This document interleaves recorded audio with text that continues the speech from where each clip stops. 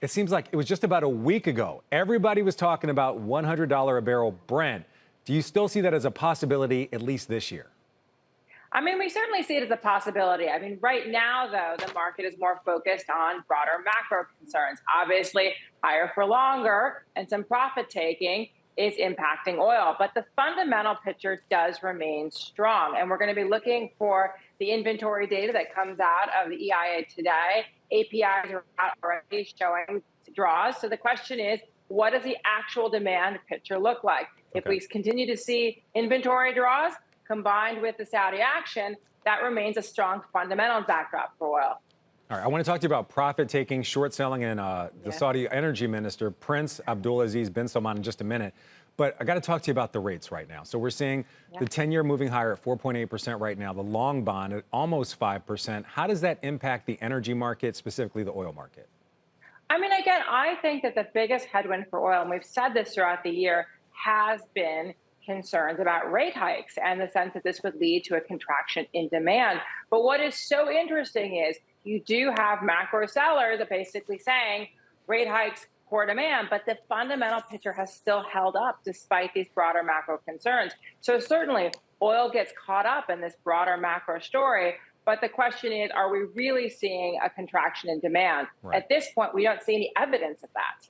All right, so you actually spoke to the Saudi energy minister just about a week ago. So he told you, quote unquote, the jury's still out when it comes to the future of their cuts. He cited things like China demand as one factor, European manufacturing as another factor.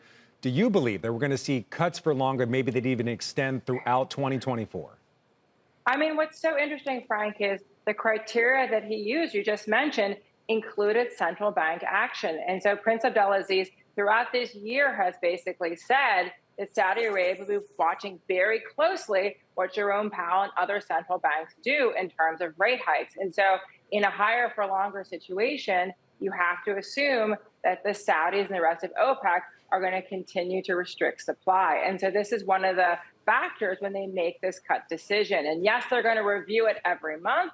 But the question is, in the current environment where there are macro concerns resurfacing, do you see any exit ramp for this production cut?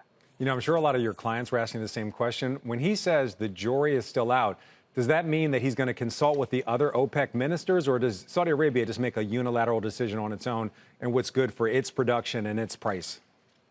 No, I mean, I do think there is absolutely a consultative process.